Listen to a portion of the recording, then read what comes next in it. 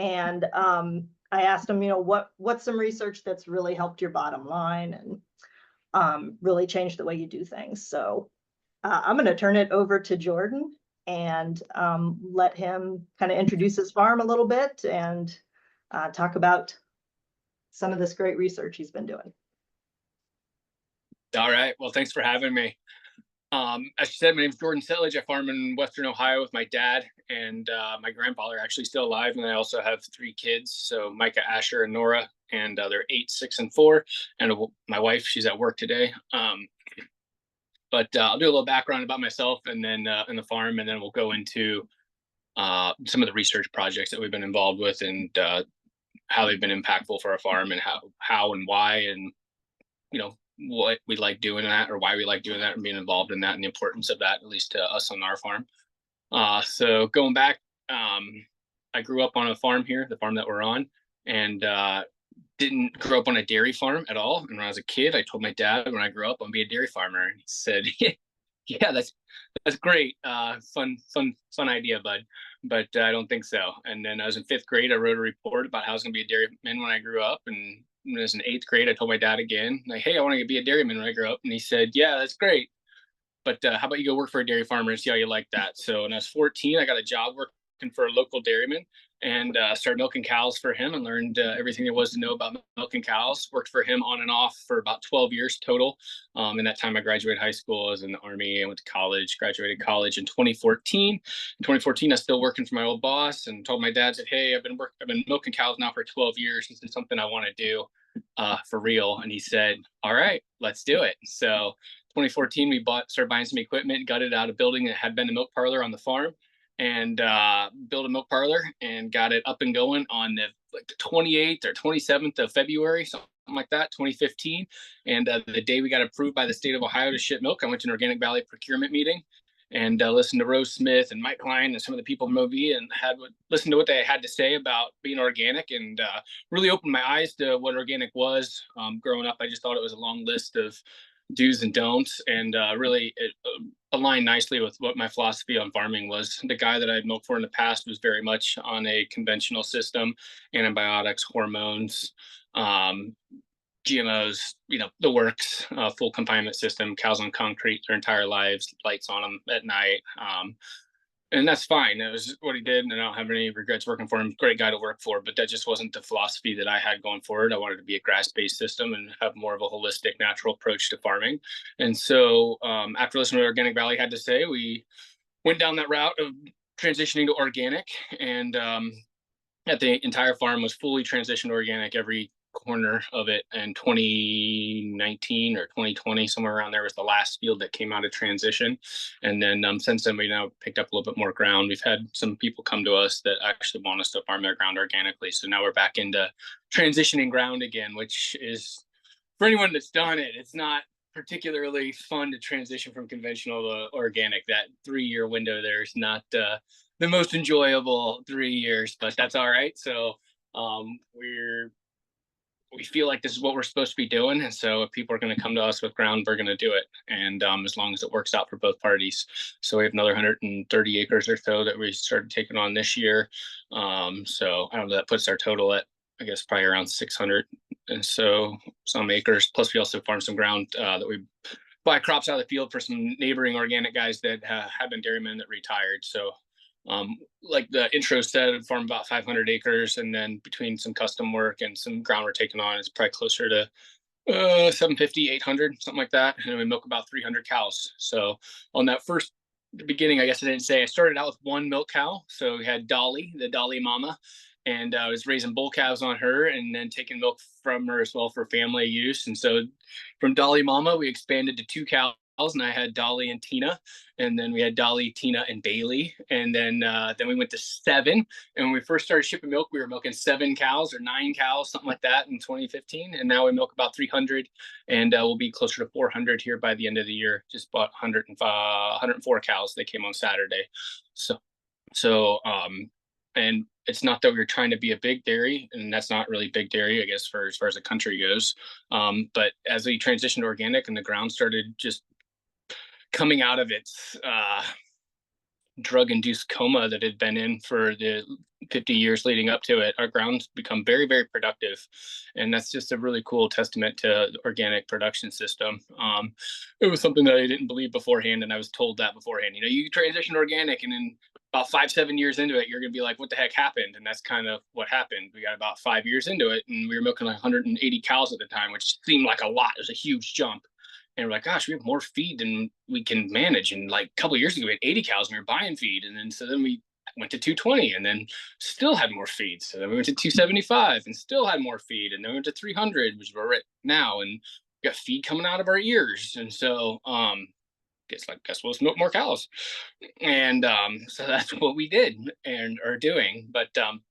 So yeah, that's my background on that, and really been happy with our decision to transition organic, be an organic farm. Really, there's been some learning curves, as anyone can guess or imagine, but it's been very rewarding experience overall. And but yeah, to get into some of the research, a few years back, I don't know, we've been in several different research projects through the Ohio State University. They did some soil projects and some monitoring on soils and the impact of pasture, compost, manure, and then also as far as what's happening on conventional farms, which has been really fascinating. And I guess I should say before I even get into it, we think it's important to get into the research side. You know, there's all this science and research you can read out there, especially that's pushed by some of the big brand conventional guys that, you know, you just need to dump urea and 28% and glyphosate all over your corn and beans, and you know, the soil doesn't care. And we want to be on the other side of that. And so we're hoping what we're doing is going to work and going to be the right way for the long term and long-term sustainability of the ground, but having some science to back that up that can say, yeah, you guys are increasing soil organic matter, or you guys are producing way less waste off your ground. You know, you're not having the runoff or wind erosion or whatnot. And so that's kind of what got us excited about it originally, and especially the project that was through Ohio State, where they were monitoring the soil organic matters. We know, we feel like we're doing a good job, and we can see things with our naked eye that are really important to us. So, for instance, we've watched the water runoff from our farm and our neighboring farm where they join together, and a larger stream or two streams come together, and it's like, wow, we got some Aquafina water coming off of our ground mixing in with some chocolate milk. And not to say that we're perfect or that we haven't dumped a bunch of topsoil. 1 second. Yes, sorry, it's my son. Not to say that we haven't done our fair share of damage to the soil and over the years of farming, but we want to improve from that, and we really want to create a system that's going to be regenerative, which I know has kind of become like a fun tag word or whatever to put on this stuff, but we really stand behind it. We want to be having increased soil organic matters. We want to have a root system that's growing year round, that's stuck in the soil, and we want some sort of plant material on top, so you're holding your soil in place, you're sequestering carbon and pulling it out of the atmosphere and sinking it into the soil, where not only is it beneficial to the air because it's getting it out of the air, but it's also beneficial to the soil because you have water holding capacity, and you also can drive the microbiome of your soils. So we want to have healthy soils, healthy plants, healthy animals, and healthy consumer. And we can say all that and it sounds good, but being able to get into some research projects that are going to be able to back that up would be great. And if the research projects come back and say, no, actually you guys are full of crap and what you're doing is not working, we can say, okay, how can we adjust this system? Because, you know, even if that were the case, we know we're not using pesticides, we're not using any toxins, we're not putting any antibiotics in or on our cows. And so, you know, that's kind of what got us excited about the research in the first place. And then the as far as the research goes, it's been super impactful for our farm. We're involved in 2 grazing programs. One's a satellite grazing program, which is strictly the use of, I guess, satellites. I'm not real sure. It sounds fancy. And then the other one is through, actually, it's partially through OFA, but it's through the University of Missouri, I believe, and they're doing this several statewide study where they have what they call paddock track, which has an eyeball that goes on a 4-wheeler side by side or bicycle, I guess, I don't know, whatever you put it on, and you drive around in the fields and it eyeballs the pasture, and then that gives us a lot of data about the growth. And so I can talk about that a little bit more if I can figure out how to share my screen again. Boom, boom, there we go. Hope everybody can see that all right. So Looks good, Jordan. image on the left, or at least it's my left, the one that has a lot more of a white background, and then the graph is a little bit more up and down. It's got some red, green, and yellow bars. That one is through the University of Missouri, and we've been in that for several years. I believe this is our third year, maybe. Yeah, it looks like 2022 was our first year, 2023, and then 2024. And so that program, we got started off in, like I said, 2022, and that's going across. That's the one with the eyeball that drives across the field, and it gives us a lot of data. And I will say, and I've told people beforehand, that in year one, of course, now it's not going to show up. Let's go 23. Let's go 22. It gave us, well, it doesn't look like a lot on there, but it gave us a lot of data. And what was super impactful about that and how it was beneficial to our farm is that that was showing us our growth rate on our pastures. And we're getting to see that in not real time, though. It was about a 7-day. We do this every 5 to 7 days, but you could see over the last 5 days, you gained 40 pounds of dry matter per acre per day. And so that would be what, 200 pounds of dry matter in 5 days. And what was really impactful then was seeing where your growth curve was slowing down or stopping. And it really gave us the ability to make some decisions on hay cutting and irrigation. And that's great. I mean, we can go off a calendar and say, hey, we need to cut every 28 or 30 or 32 days. But when you can watch these growth curves and see the timing, you can really get it dialed in. And that was very impactful. And then it's had some ups and downs, and which is fine because it's still in the early stages and it's a research program. So that was the first year. And at the time we were in both of these at the same time. And so 2022, the Missouri State paddock track, or Missouri University paddock track, was by far the clear winner over the one that's over here to the right, or my right, that has this map on it and stuff.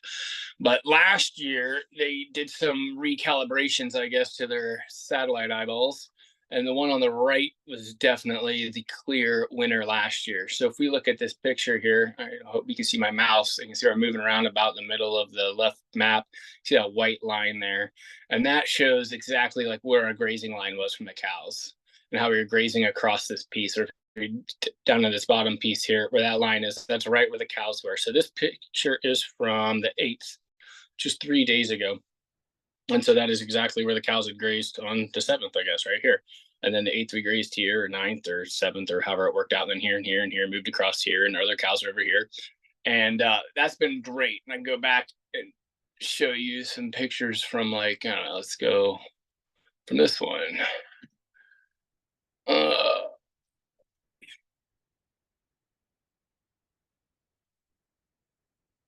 There we go. So that was from a couple weeks ago. And you can see where this field that we were looking at before, which had the line right here, that's gone. So this is from June 11th. And these other fields are real dark green. But these images were supposed to be coming every 48 hours. And when they do come every 48 hours, it's been fantastic. We can see exactly where we grazed. We can see where we put some irrigation water on and see the impact of that. But it has not been very accurate as far as telling us what the actual yield is out there. So down in here in these numbers, it's going to tell you, you got 8,800 cow days on 4,400 pounds of dry matter per acre.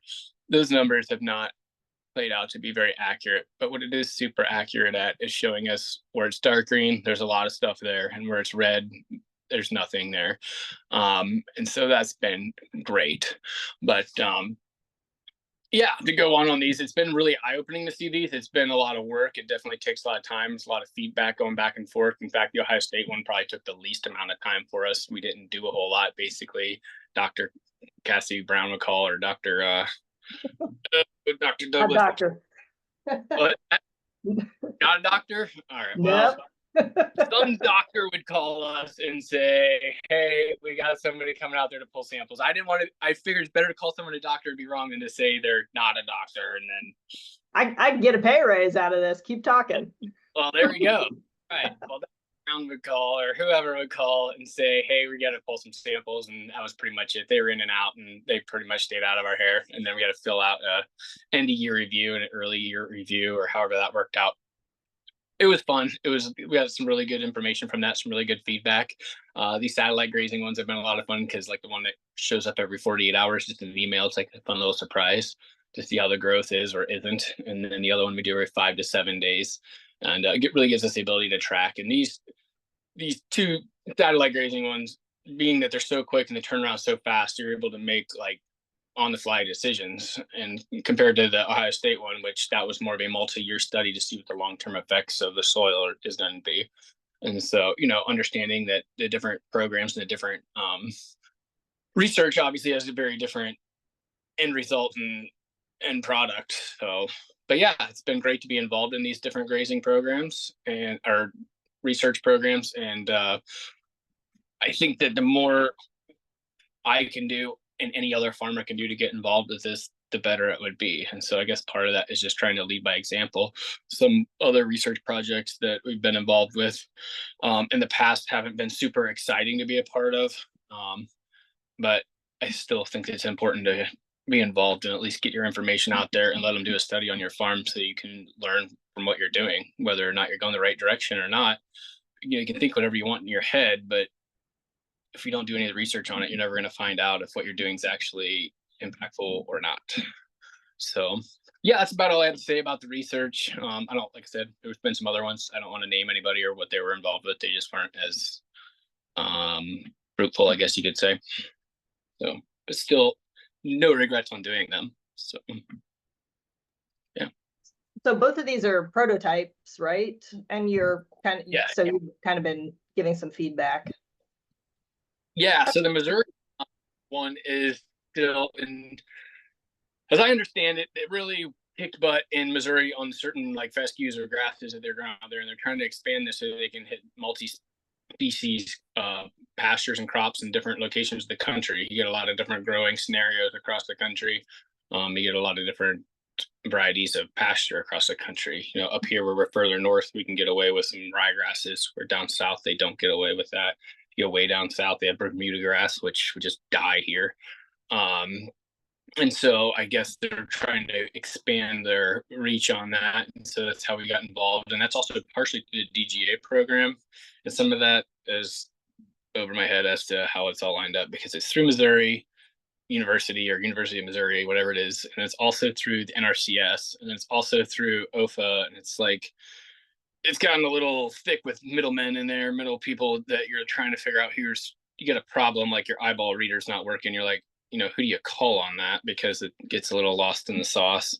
But yeah, it's a prototype program, and it seems to be very accurate, but it only sees where you drive.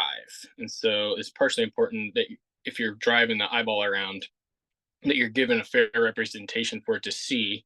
I mean, you just lie about it and pick only the good spots. That way your numbers look great, but that doesn't give you any actionable information, right? It's like, oh, cool, I already knew those were the good spots. I could see that with my naked eye.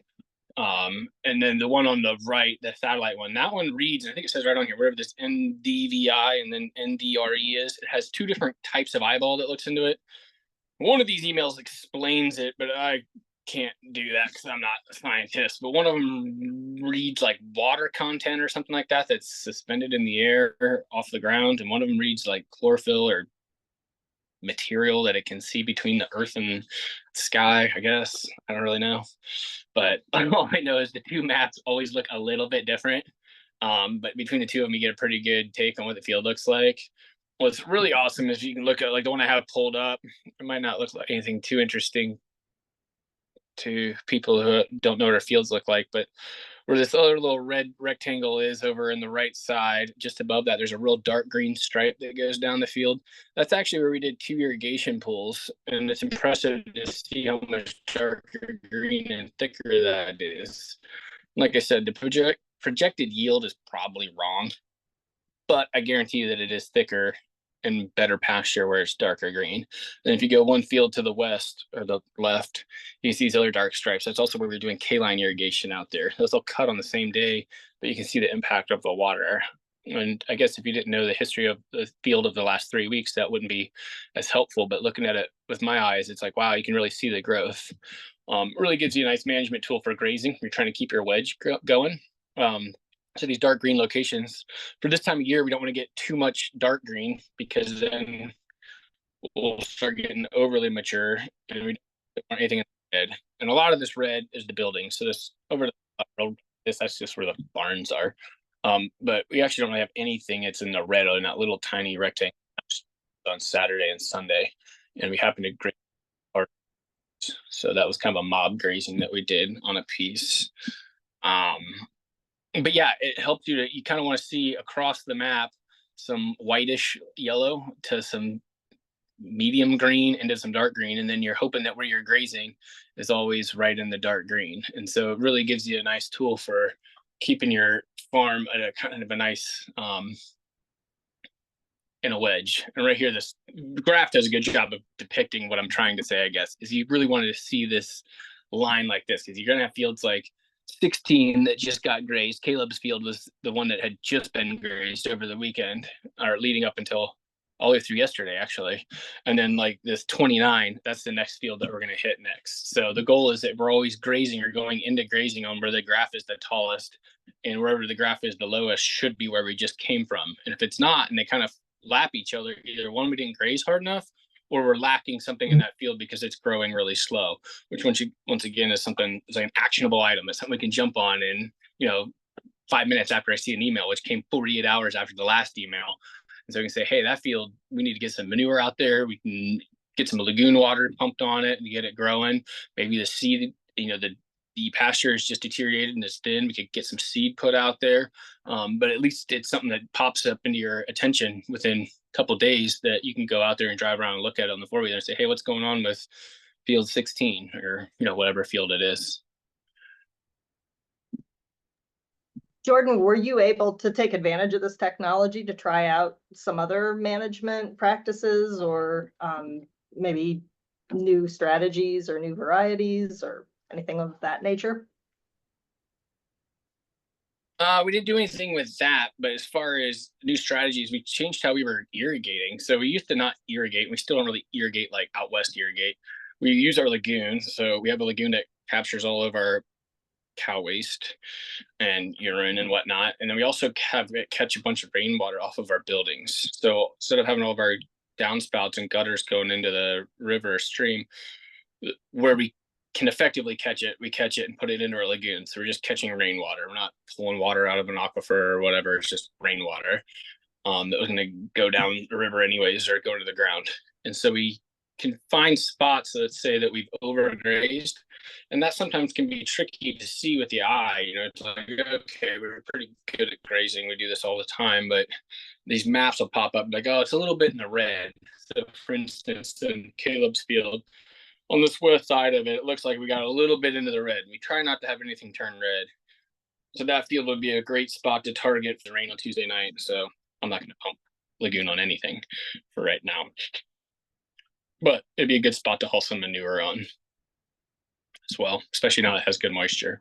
So yeah, those are actionable items that we can jump on real quick. And then we can find spots that grow really slow. So for instance, in this top right field, you can see there's a couple of red dots right along that black line, and then that far corner, that happens to be where the cows enter and exit, but most likely that is going to need some reseeding. And that's something, if we kind of watch that here, let's say I get a map again tomorrow or 2 days, and then 4 days from now, and it's like, hey, that spot's just really staying red. That's something that I need to go check out and see, hey, did we really destroy our stand right there? And should we get some seed put on that this fall? Or is that something that's going to recover? And then knowing that it's coming back really slow, maybe that's something that next time we should make sure the cows don't touch that area. We can put a little exclusionary zone with poly wire around that, so the cows don't return to that spot, give it a little bit longer rest period. So we're shooting for like a 32 day rotation on our grazing. But maybe next time around we would put a little wire around that and give it like a 64-day rest. That way it just gives the plants time to heal themselves and get the root structure growing again, and get some good leaf material out there to photosynthesize and build their plant bodies back up. Other questions for Jordan?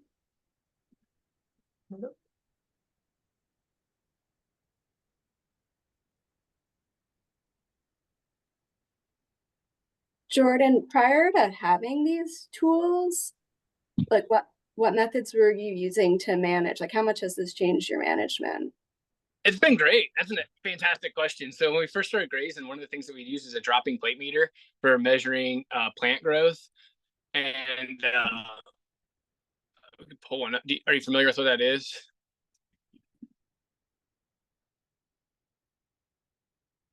A falling I'm not. plate. I'm not. Oh, so yeah, if you want to show it, I would love to see it.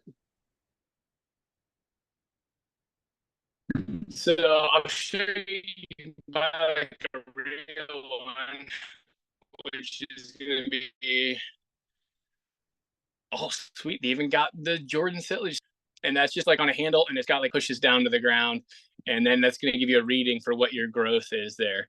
And what we did was we had this homemade job because we're height wise. I just saw one. Dang it, where'd it go? Right here. Boom. Work rate. You use a yardstick and a piece of plexiglass. And I don't even remember. It probably says in here it's like 16 by 16 inches or 12 by 12 or whatever it is. And then you would drop that on the ground. And then however much between here and here, if it dropped, there's 3 or 4 inches off the ground, it's, there's nothing there to graze. And if it only drops and there's still 7 or 8 inches, then you got X amount of pounds. And we had this kind of figured out. And then ideally you would go around and use this falling plate meter like once or twice a week. And it's one of those things we do it like once and like, oh yeah, we're gonna do that again next Monday. And then next Monday rolls around and you don't do it. And then the next month rolls around and you don't do it. And you just don't know. So yeah, that was a tool that we were using in the past for monitoring pasture growth, though, as far as answering your question. And we did a very, very poor job of doing it because it's super labor intensive for one. So to get an accurate reading, you got to do it like, 30 times in a field. And we got like 500 acres right here to do. And so you'd have to drop that thing like 20,000 times or something ridiculous like that. And it's just a lot of work where you just open an email every 48 hours and bada boom, there's your results. And on top of that, it saw every corner of the field. And then same with I'm talking a lot about the satellite grazing, which is one on the right. And then the eyeball one on the left, same thing. It's kind of closer to the philosophy of the falling plate meter with the eyeball that goes on there, but you can drive across the field. So you're just sitting on a 4-wheeler and the side by side, and you can drive it like 10 miles an hour. It takes about 30 minutes and it gives you a good, accurate reading, which is great. And if I understand it, part of their program is that they are going to find this is ground truthing the satellite imaging. So we're still in the building. We're not, they are in the building stages of the satellite imaging. And this is a lot of the ground truthing to make sure the satellite is accurate. So, but yeah, that was the main thing we were using for measurement. The other thing was walking around, pulling up blades of grass, looking at them. Okay, oh yeah, this has got 3 leaves on it. Looks like it's ready to graze. And this alfalfa is just about to bud. It's about ready to graze. We still do a lot of that. I'm a big, no matter how much technology we have, it's still nice to be able to be out in the field and see your plants and see your animals, see your soils, see how everything's working and going along.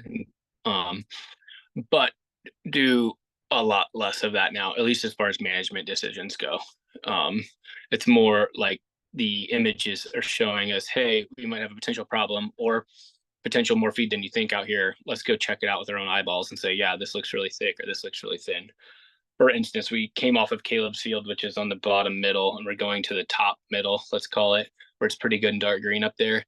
And so looking at the map yesterday or the day before when I looked at whatever most recent map was, I thought it looks really dark green. We're grazing 5 post space, or we're grazing 7 and 14 post space as far as our cow moving. And I was like, man, I think we're going to have to tighten this up a little bit because it looks like this is going to be thicker, heavier stuff. Sure enough, drove out there, looked at it. Yep, thick, heavy stuff. Cut it back 2 post spaces. Gave our cows 5 post spaces last night after milking, and it was perfect. So it really allows us to dial in our grazing very quickly so that we're not wasting, and then we're also not underfeeding our cows.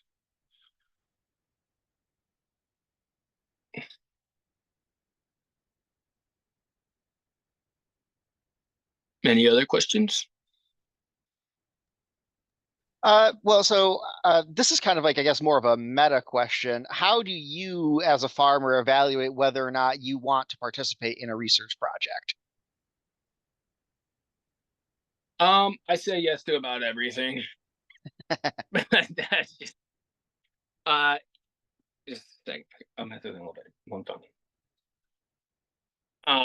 There's some things, I guess, if they're just not applicable to our farm, then I'll definitely say no to them or pull out. We've gotten a lot of people call us that want to do some sort of row crop experiment, research project, whatever it is. We don't really grow any row crops for the most part. In fact, this year we're growing none.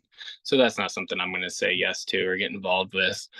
Selfishly, I like getting involved in ones that I see a benefit to the farm. like these satellite grazing ones or these other eyeball grazing one, whatever you want to call it, paddock track. It was one of those things that when they pitched it to me, like, oh wow, I could see the instant benefit to our farm. I'd love to be involved in something like this.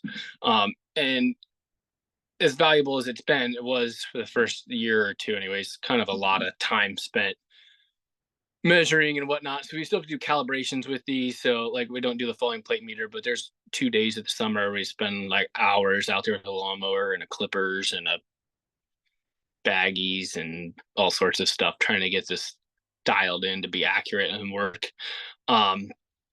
So yeah, there's that. And then it's just if they sound interesting. But yeah, for the most part, I'll just get involved in anything if I think it fits our farm and it's something that I think that would be beneficial. And I like to learn. I'm just kind of a lifelong learner. I like seeing what we're doing, seeing what the impact is. So if it kind of meets any of those parameters, just sounds interesting. You know, there's research programs that haven't been pitched to us that I'd love to be a part of. We know that so historically we were more of a row crop farm and we didn't have that much wildlife. And one of the things I got told at the Acres conference when we first started transitioning to organic, he's like, you'll know you're doing a good job when all your varmints turn into carnivores. And I was like, well, that doesn't make any sense. What are you talking about? All we got is groundhogs anyways. So now we've got like all sorts of wildlife on the farm. We got a fox problem. We got a coyote problem. We got coons everywhere. We got skunks everywhere. We got possums everywhere. We got groundhogs everywhere. We got rabbits coming out our ears, field mice. This year, the biggest thing we noticed was these toads or frogs. I don't know what kind of breed they are, where they came from, but they're everywhere. And I mean everywhere. We find them in the trash can. We find them in the dumpster. You step on them in the field. There's just these little baby toads about the size of a quarter everywhere on the farm. Like the entire farm is covered with them. And I don't know where they came from or what they're doing, but they're here and they're everywhere. We also have an explosion of dung beetles. So our cow patties just get obliterated by dung beetles. And we used to not have any dung beetles. And we had cows that were on pasture. And my dad always talks about, he's like, oh, it's so cool to have dung beetles. Well, now we have these cow patties that are just obliterated. It looks like someone took a machine gun to them and shot holes in them. And it's these dung beetles that are crawling all through them. And then after we first got dung beetles, then we realized we had more than one species of dung beetles because we got black dung beetles, we got brown dung beetles, we got these weird marbly looking dung beetles. And they all seem to do the same thing as far as they live in the cow patties. And they show up right after the cows are there. So they'll be like next day just covered in dung beetles. And then you find these little dung beetle parties sometimes where you come up on a cow patty and they're like 1,000 of them. I don't know how many there are. There's just dung beetles all over this cow patty and you'll see them and they all take off flying and go a different direction. Yeah, so that's interesting. And then we got birds galore. And so there's just like all this wildlife explosion. I'd love to see a project done that would show like how many animals live on our farm that didn't live here before, because it's a lot. We had a cattle egret show up the other year, which is not common for this area. It's like this white bird that, like cows, that showed up. And then a year later, almost to the date, I'm assuming it was the same cattle egret. I don't know. Came back with his girlfriend, and but that was all of them. We had a bald eagle, a juvenile bald eagle that was started making a nest or something, but then left or died, or I don't know what happened to it. But that was exciting for a day or two. But yeah, so that those are research projects that haven't been done yet that I would love to see done and I'd love to be a part of. So, and I think part of the thing is you're never going to get into those research projects if you weren't a part of another research project first. So you kind of have to get your name out there at some point and know that the researchers know who you are so that they can tap you for potential research projects in the future.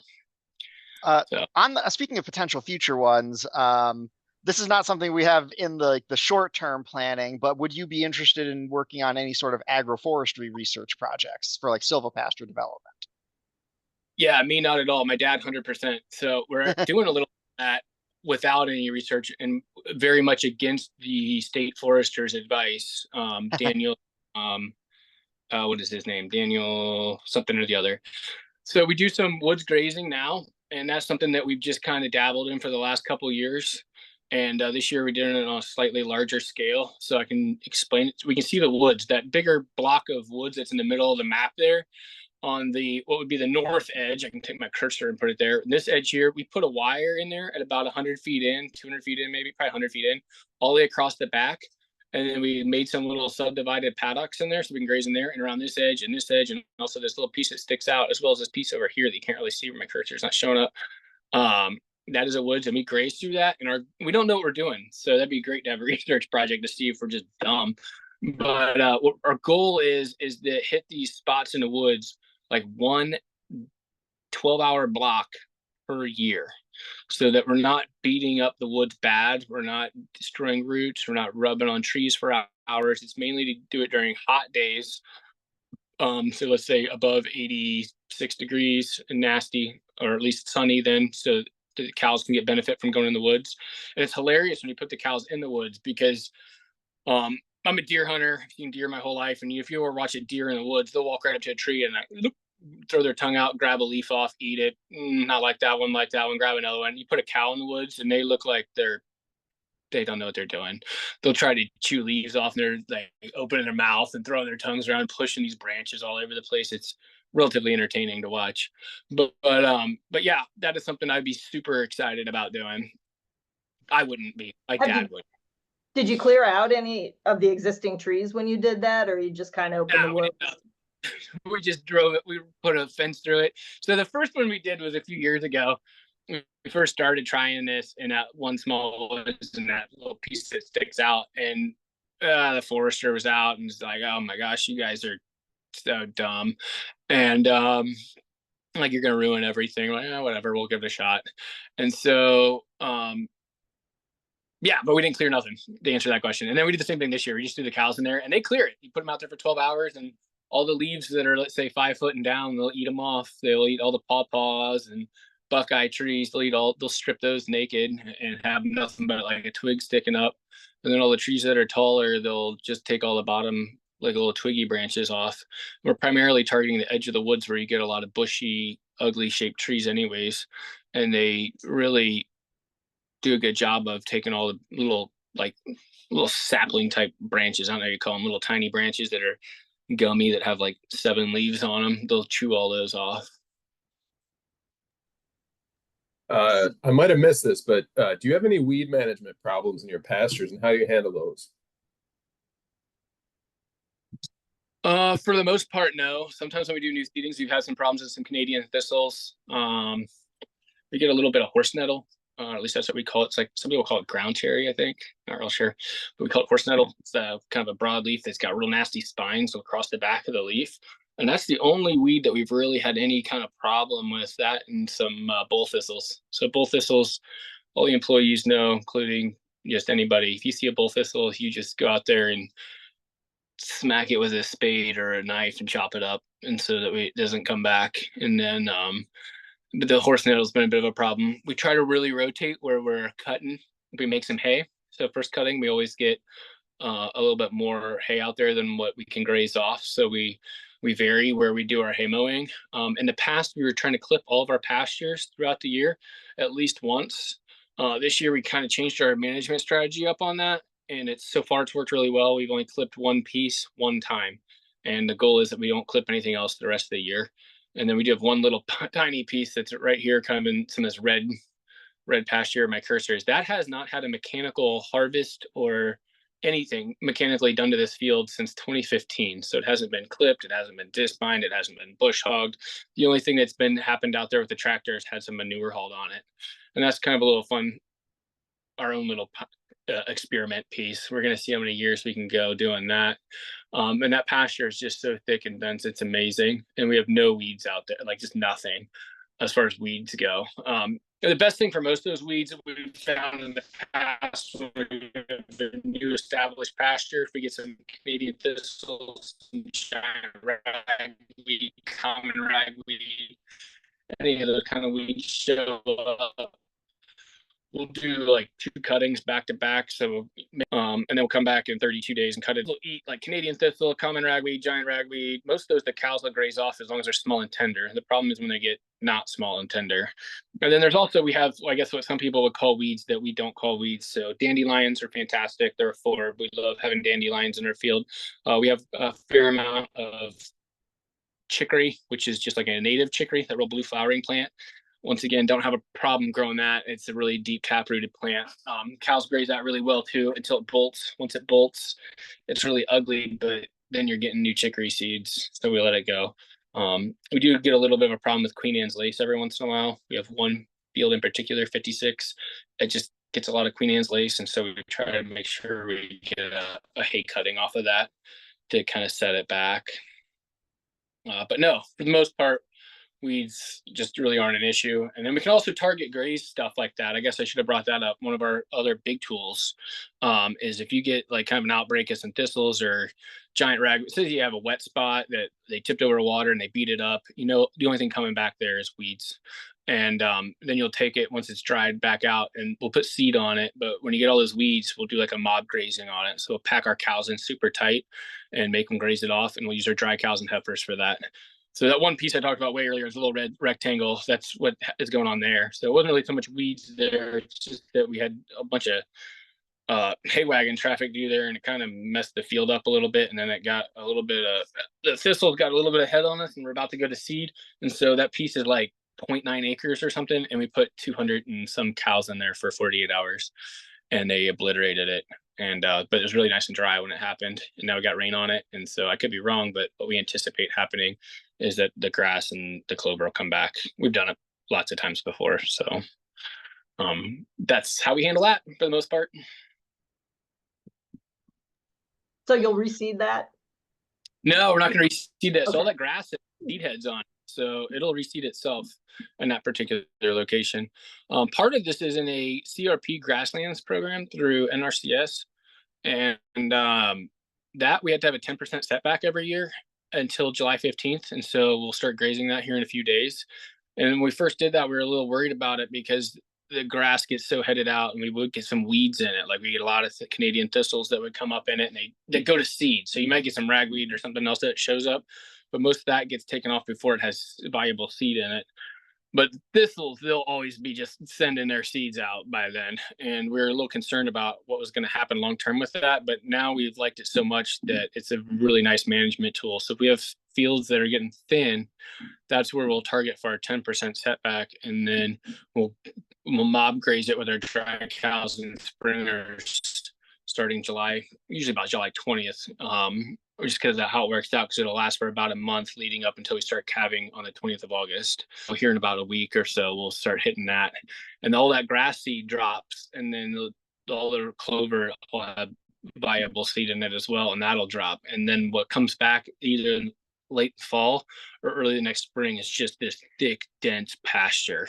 And by giving it that 3-month rest, or well, essentially a whole first half of the year rest, it seems to be super beneficial. And on top of that, the whole point is for ground nesting birds. So you get all your red-winged blackbirds and you get ducks and you get all sorts of things out there that are laying eggs and hatching out babies, which does nothing for your bottom line as far as the ducks and the birds, but it's still cool that they have a spot that they can live and get a generation going.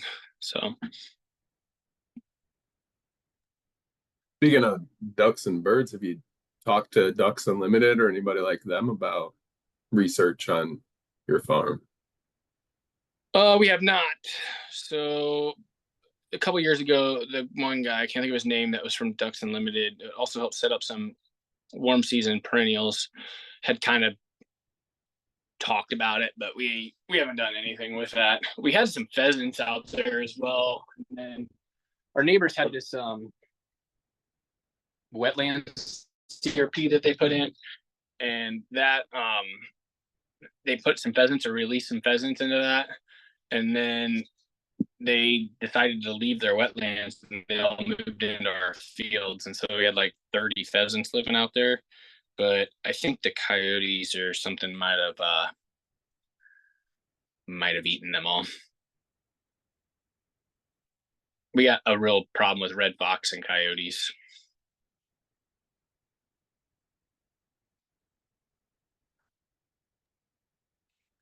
I was gonna say, you're not the first organic grower I've heard talk about this explosion of, biodiversity on the farm when they transition. It's something we're trying to maybe get some of our SENR faculty, our School of Natural Resources faculty, and interested in. So I will say I had the pleasure of being on your farm several times, collecting samples in great conditions always. And yeah, there were so many different butterflies is what I noticed, because it was right in front of my face. And I was on several farms with that project. So yeah, I noticed Yeah. there's a real difference, but I'm a little biased. Jordan, someone else can Well, ask a question, but one of these days go ahead. end up with an endangered species or something, and then I'm gonna get. I was gonna say one of these days I'm always afraid we're gonna get caught with like an endangered species and then get shut down. You know, little red tape the whole farm or something. Like you guys have a T-Rex living out here, but yeah, butterflies, really pretty ones too. They got these big. This year is the first time I've noticed these giant yellow ones, and I don't know what they are. They're really yellow and really black, and they got like a slightly different shape to them. And I sit on the ground, and they're like really large. They're very large butterflies. So, or I don't know, maybe they're not butterflies. I don't know all my bug species, but they're pretty cool. We get a lot of the orange ones, or the monarchs, I guess, the orange and black ones. We get all sorts of cool spiders. We get a lot of assassin beetles. We've seen a lot of assassin beetles, which if you've ever seen one of those are just the coolest looking bugs you'll ever see. But yeah, the spider population explodes in the fall. We'll go out and your fields look like there's a dew that'll be on there, and it'll just look like this giant dragnet of spider webs. Like, good luck, flies. Have fun with that. So. Do you think that's helped with the flies in your dairy operation?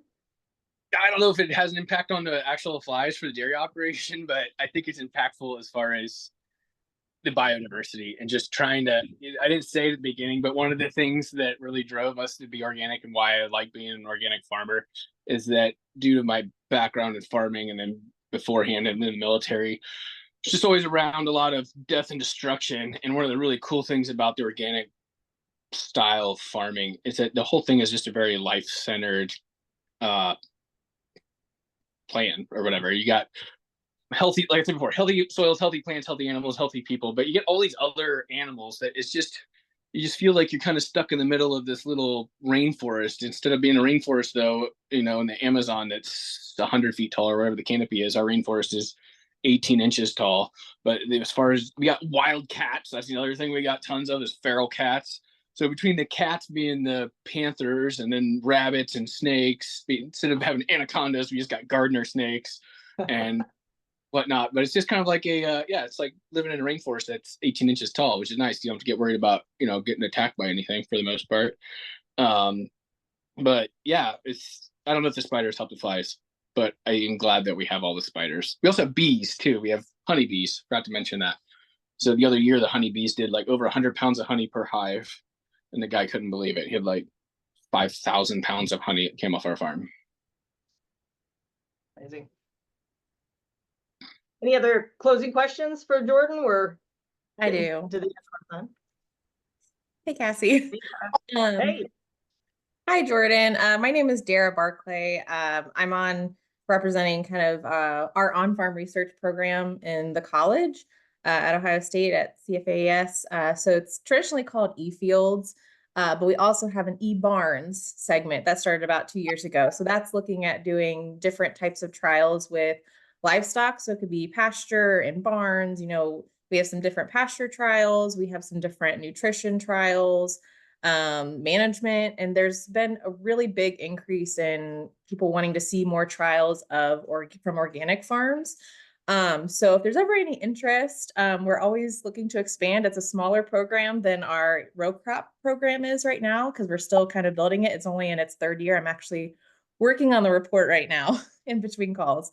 But we're looking at trying to find some more organic farmers that have an interest in asking any kinds of questions. We have a great team of researchers that can help write protocols for just about anything that you want to try. So if there's something that you want to try that you're like, hey, I would really love to test this out, we would be a great resource for that. And we work really closely with our county extension agents. I believe you would be Auglaize County, if I'm guessing right. And so we do have someone who's starting to learn about doing that in your county. But if there's ever any interest in trying to do that, and I know there's also a lot of interest in those who have transitioned from conventional to organic, because a lot of farmers have that question of how has it been going, and what's the process like for that, and trying different things to start that process. So just want to put that out there if you have any interest. We do have a program that's looking at that and trying to expand organic offerings for trials and data for other farmers who are wanting to do the same thing and replicate that.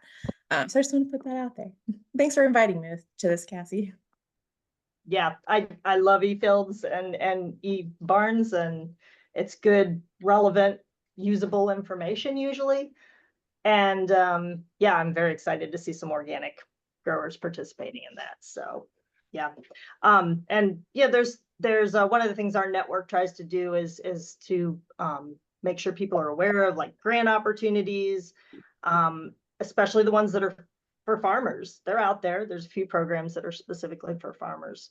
So, if you need like a little help collecting the data, or, they don't always cover equipment, but they can be helpful in just kind of absorbing the risk of trying something new and collecting that data, because it is time. It does take time. Really. Jordan, any advice you would give to maybe a researcher that's looking to partner with you? How do you make it a little easier and more attractive? Oh man, yeah. Just yeah. Be honest, I guess. At least for me, like, hey, this is going to be time consuming. And I get that if it's something new, you don't necessarily know how much of your time that's going to take either. Especially if you come talk to some big mouth like me that can run and talk for hours and hours about the boring thing ever. But you might have been our longest interview. Oh, good deal. And all we talked about was the research programs for those. I can talk for hours about all sorts of stuff, grazing strategy to how we graze to moving cows and breeds and all sorts of stuff. But no, just being honest with the farmers up front. And I guess the other thing is having some thick skin. You're going to get, I think, a lot of farmers that just don't want to deal with it. They don't want to spend the time. They don't want to put that effort or the hassle into it, or they have a system that works for them. They're just not willing. It doesn't matter. I don't care what the research shows. I don't care what I could do different. I'm going to buy corn. I'm going to buy soybeans. I'm going to buy Roundup. I'm going to buy dicamba. I'm going to buy 28% and I'm good to go. That's what I'm doing. That's what I'm doing every year. If they're 50 years old or 60, that's just what they're going to do until they retire. And that's kind of how we ended up with some of the ground that we started this year, is that the guy that was farming it, the landowner said, hey, I want you to farm it organically. And he's like, I have my system and that's what I'm doing. And, you're going to run into a lot of that. I think I'm sure this is maybe somewhat illegal, but I would probably try targeting younger farmers, because if you get into the farmers that are in my age category or younger, I think a lot of us have a more open mind and are more curious about what we're doing. We can see some potential problems going forward, even some of the conventional guys. And with tight margins and concerns about the future, I think that there'd be more farmers that are on the younger side that are going to be like, hey, what kind of research can we get involved with so we can kind of see the real numbers? And I think there's a growing anti-sentiment, I guess you'd say, against some of the research that comes out that we know is backed by Monsanto dollars or Bayer dollars or whoever owns them. And so, that's another one. I know that if you look at like a farming magazines and you look at the soybean and corn every year, it's like, our variety industry trials, our varieties did 5 bushels better than everybody else. And it's like every year it's that way. It's like, well, by now your stuff should be yielding like 500 bushels the acre, and it's not. And so I think there's some growing disbelief there. And so I think you'll get some farmers that, hey, if they get to be involved with it and you're going to share their research results with them, they're going to at least trust the information that's behind it, if that makes sense. So yeah, honesty, thick skin, knowing you're going to get rejected by 80% of people. Target young farmers. That's what I would do. And what's the best way to reach young farmers, in your opinion, these days? I know we have social media going for us a lot of the time, but we do field days, we do different types of things in person, and we try to do webinars sometimes. I guess from your point of view, kind of what attracts you when you want to hear about opportunities or partnership opportunities? I guess what attracts you to kind of want to listen in or attend something? What's helpful for you from your perspective? Mm. There we go. Yeah. I get a lot. We get a lot of salespeople show up on cold calls, but for me personally, I like someone to show the effort to show up here in person and ask me to do something.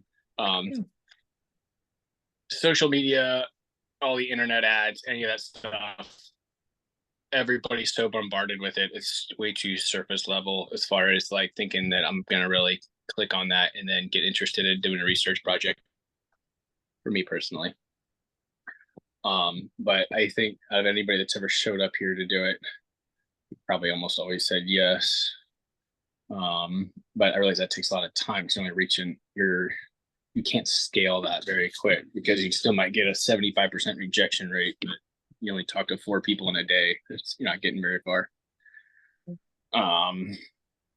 Yeah, and then try to stay out of people's busy time. So spring, summer, fall. You know, if you're gonna jam it down our throats to get us involved in stuff, try to do it like in the winter when we're not that busy, so it can sound like, oh yeah, that's something that I could do that. I got enough time for that, sure. And then surprise, May 15th shows up, and then you need to go pull samples and fill out all this paperwork. Like, you agreed to it, buddy.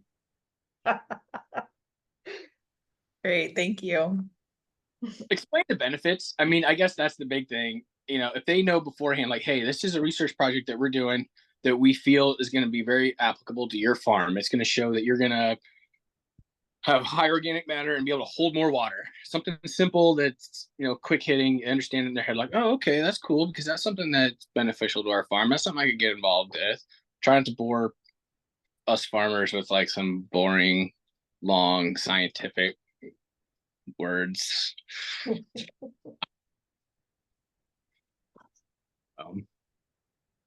Quick hitting, actionable. There we go. Those two things are important. That's good feedback.